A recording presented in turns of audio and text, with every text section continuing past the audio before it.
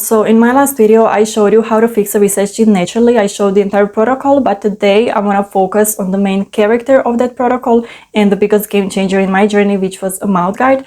I will guide you through my journey with oral splints, and I will share the results that I and others got this far.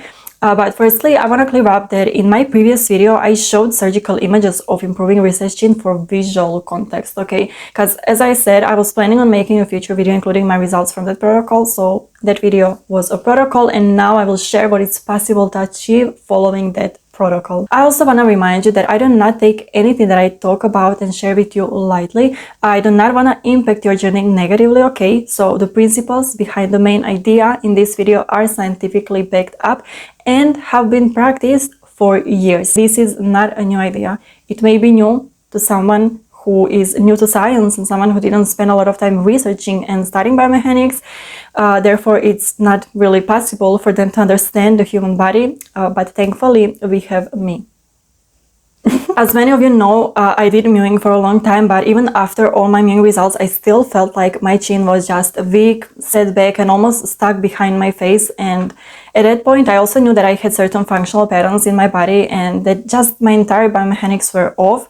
At the same time, though I didn't want surgery or chin implants, I just wanted to see what I could do by working with my body instead of forcing my body. Also, what impacted me was the fact that I had a nice face before braces, right? So my base structure and recessed chin, as for many of you as well, was not caused by genetics. It would literally defeat the entire point of orthotropics, mewing, thumb pulling. So yeah, basically during my mewing journey, I started researching biomechanics and symmetry, and I came across various methods of achieving body and facial symmetry. So I spent last 8 months experimenting with different oral splints in order to restore the curve of SPI and just decompress the entire cranial system, right? Not only that, I wanted to bring my entire face forward, I wanted to resolve the facial asymmetry, I wanted to straighten the spine, resolve maxillary cant, and any other rotation in the cranium. So my expectations were pretty big. I also saw how oral splints were being used as part of the protocol in orthodontistry, osteopathy, postural restoration, and in many clinics for treating biomechanics. For example, there's a specific type of oral splints used in Korean medical treatments for facial asymmetry, and they use flat splint as a part of their protocol, which is called FCST. So they combine an oral splint with cranial osteopathy, acupuncture, and manual therapy, and that way they basically stabilize the temporomandibular joint, reduce abnormal proprioceptive signals from dysfunctional jaw positioning, and pretty much remodel the entire body through soft tissue influence. That made me realize how important TMJ and stable signals are for cranial balance, symmetry, body symmetry, posture, cervical spine, and health in general, right? And in addition to use of oral splints in those clinics, splints are often used with alpha appliance and as a part of the treatment in postural restoration. So splints can absolutely be effective when they're used properly and as a part of the structured protocol. Sometimes they are customized, like for example, Dr. Brendan Stack. He used oral splints as a part of his treatments for Tourette's syndrome, Parkinson's, while in other cases, for example, like in PRI protocols or osteopathy protocols, customization is not always necessary. So when I found out about splints, I started using a bite-down splint similar to Sarepta splint, for example. So Sarepta splint adds dental height. It engages chewing muscles, lifts the face vertically, and initiates a chain of biomechanical realignment. However, I have to say that I used a DIY version of Sarepta, okay, that pretty much did the same thing. It worked pretty much the same way, but it just gave me more freedom to experiment with it. And that's what I did for 2 months. But after just a few days of using it, I really noticed that my jaw felt looser, like it wasn't being locked back anymore, which was a huge relief for my body and also for my breathing mechanics. So I just continued using it, and over the next few weeks, I saw that my chin started coming forward and my mandible popped out. I literally got a jawline for the first time in my life, or at least after braces, which was purely a consequence of healing biomechanics, right? And have in mind that I did have braces for 3 years, okay? I had awful habits after braces, and in the beginning of my journey, my arch was completely flat.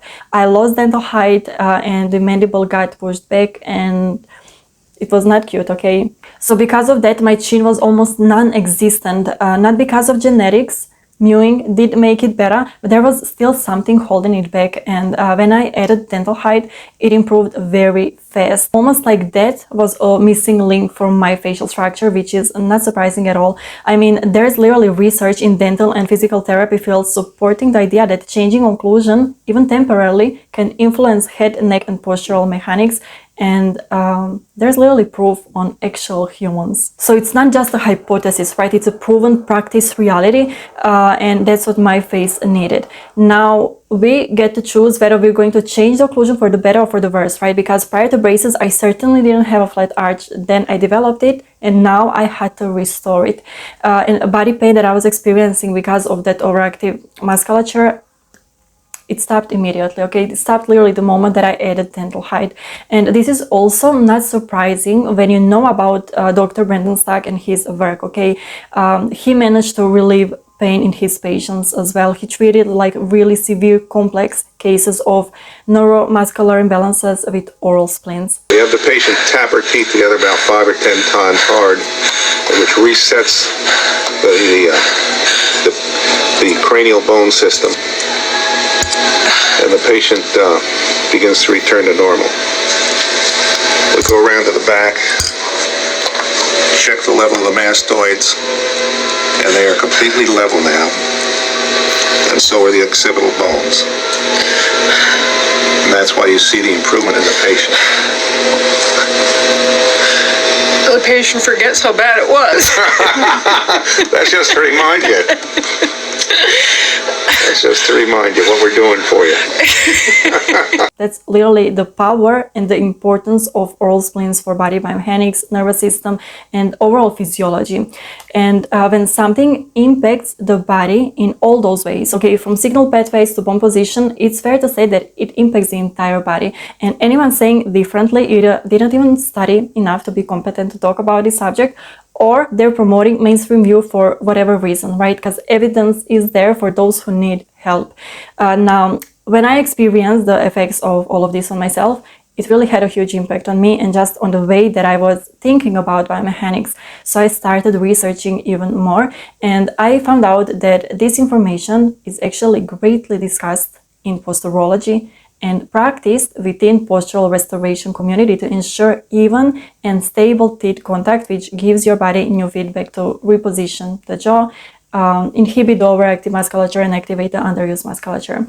So once you establish that, basically your left and right side of the body will start working symmetrically, and of course under the even muscle activation, bones are positioned symmetrically.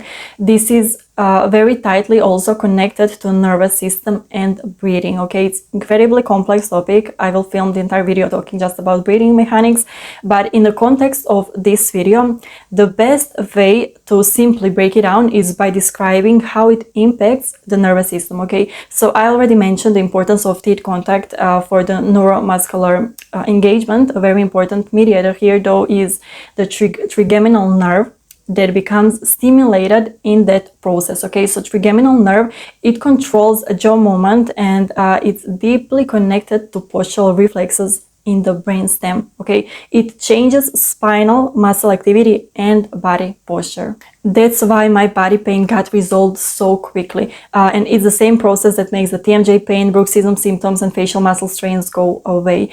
This change affects the entire body, but you will obviously notice the improvement of something that you previously struggled with, but you will still reap all the other benefits of it. Just like if you change your diet in order to heal acne, the healthy diet will impact your entire body positively. For example, yes, oral splints don't stimulate collagen, but healed biomechanics restore your health so your body can function properly from biomechanical and physiological standpoint, and that's what impacts collagen production. You really can't read 3 studies and claim to understand osteopathy, biomechanics, and human body in general, okay? You just can't. So when people comment on something they're not even competent to comment on, like anyone educated on the topic, first of all, will not take you seriously. And then people who are not educated on the topic, they will be misled. I know that cure it all doesn't seem believable if you don't understand the influence biomechanics have on your body and you can't think about human body as a whole, but not everyone has to understand this to reap the benefits of it, okay? It's just that the audacity to try to disprove something with zero to minimal knowledge about it, something that's been proven in multiple fields, that's backed up by science, that makes sense to people who are competent to comment on it. That's embarrassing. But once you do your research and have people's best interest in mind, it starts making sense that by healing biomechanics, you will improve on multiple levels at once, okay? Anyways, that's what was going on during those 2 months for me, okay, when I was using the bite down splint. But then after a while, I stopped improving and I felt like I was just not working with my body biomechanics anymore. I was just manipulating it. It was still better than the way braces were manipulating it, but I just felt like I was controlling the process more than supporting the process.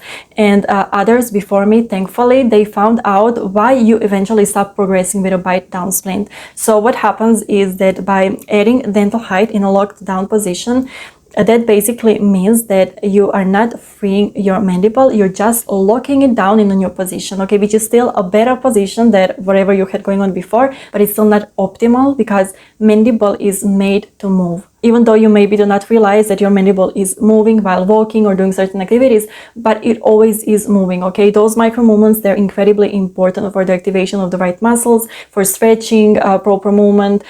So by locking your bite long term, it's not the right way, okay? It's not the right way to support the process that you initiated with the splint. So guys that were experimenting with Sarepta method, they basically came to realize that oral splints need to have at least 4 registered biting points or positions in order for mandible to be able to move sufficiently so that the body can continue realigning and healing, right? And that's when I switched from the bite down splint to a flat splint. And the process of healing not only continued, but it literally surpassed all my expectations. When you give your body the right input, like occlusal support and cranial decompression, it will reorganize. So at this point, I've been using a flat splint for over 5 months, and the change in my facial structure, symmetry, metabolism, posture, nervous system is incredible. I was very skeptical of it, especially when I hear something that sounds like a cure-all type of thing, but I just had to accept the effect that it had on me. I had to accept the studies that I saw, and how can I even deny it when I experienced it on myself, right? Also, everywhere I looked, everything was pointing to the same thing. And for a long time, I really didn't want to believe that sensory data and improving the teeth curvature has anything to do with my postural issues, with my asymmetry underdevelopment, but I was proven wrong. And thankfully, my love and passion for this topic opened my mind for this enough so that I can experiment with it. And also all the previous people who experimented on themselves, because this is not something that I came up with. There were people who experimented for years trying to apply every tiny bit of scientific information and put it in practice. I value science a lot, okay? I have masters in biology, I work in science, but the issue is that science is not being put in practice fast enough. There's a huge disconnect between the discovery and the practical use of something, but to claim that information does not exist and that principles don't exist is simply wrong. Twisting the words to fit your narrative is a very old and transparent strategy, and always look who is talking about something. Does that person have an academic background that makes her competent to talk on a topic? Did that person try it out, or is it just an opinion? Because remember that everyone has opinion. I'm obviously the type of person that puts principles in practice, okay? I mean, my entire channel was built on mewing, so I don't think that it's really surprising that I'm promoting something that works, that's been practiced, but there's no study saying word by word, hey, this and this works, and this is set in stone. Do not challenge it, do not build upon it, okay? No, that's literally not how science works at all. I mean, if we're gonna make that our criteria, then no one here would be able to talk about any technique. There is no such study for mewing either. Or the treatments that Mike and John Mew have been applying for years, yet they achieved huge results that no one can deny. But you know, there is no study. My goal is literally not to promote mainstream advice, okay? If you're looking for that, you can go to orthodontists that suppress Mike and John Mew, that suppress everything that makes you not need them. My only goal for me is to heal naturally using scientific principles. So be smart, okay? Do not trust anyone blindly. and make sure you differentiate between who has your best interest in mind and who doesn't. Again, I take your trust very seriously, okay? I do not want to impact anyone's life negatively on social media or in my private life. I'm very strict when it comes to way that I'm impacting people's lives, which I hope was demonstrated for everything that I did by now. I'm on this journey for myself, but I started this channel for you because I don't want people who seek help to not be able to find this help, okay? I was once in a position when I wanted help, but I didn't even know what to search for in Google. I literally didn't know how to word biomechanical problems that I was experiencing, and that felt awful. It felt so awful that now I'm ready to go through everything in order to share everything that can help you. And all the people I learned from, all the puzzles that now I'm putting together that existed before me. There was just no one I could find who would put that in practice and just show me what to do. And today, thankfully, I'm surrounded with people like that, and I want to be that person for you. So I just wanted to clear out my intentions, okay? Words are cheap, so I really hope that my prior actions spoke louder than any word that I can say now. Anyways, if you want to learn the full protocol in which I recommended splint, check the link in the description. I will link the video and the free PDF summary of routine, okay, so that it's easier for you to do it daily. I will also link the splints that I know that will work with the protocol. So yeah, I think this was everything for this video, and I will see you in the next one.